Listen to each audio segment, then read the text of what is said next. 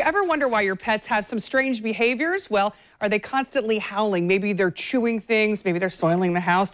Dr. Christian Broadhurst with Clay Humane has some advice. And this is Luna. This is Miss Luna. She's all dressed up for us. She's so pretty, girl. She's wearing her finest today. She's a 3-year-old Border Collie Lab mix who belongs to one of my technicians.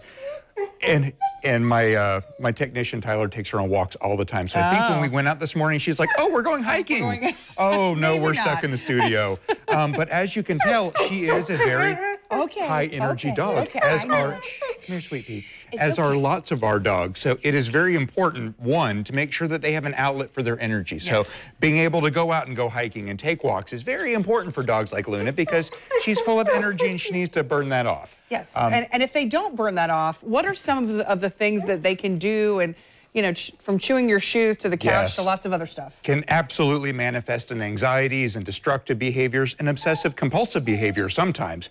So it's very, very important that if you're not able to... Oh, Melanie's going to go walk her. Go walk, Luna. Bye, sweetie. All right, oh, thanks, she's Mel. off.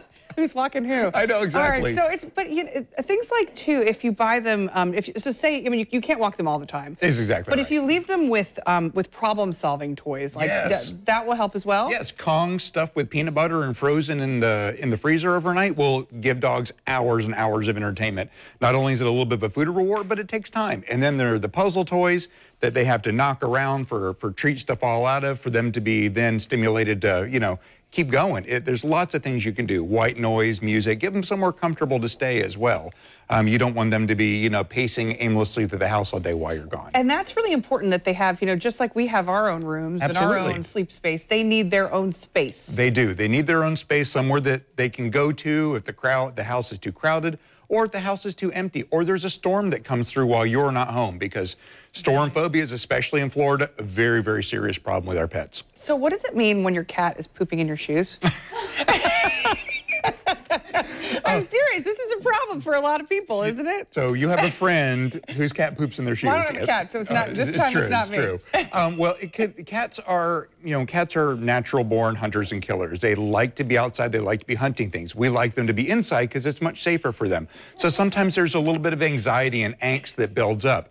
They're very passive-aggressive creatures sometimes. So it's true. So yes, they're doing it on purpose. Yes, they're absolutely doing it on purpose. Sometimes the litter box may be too full, may not be scooped often enough, but sometimes cats are just acting out. Melanie's having some cat issues. Oh.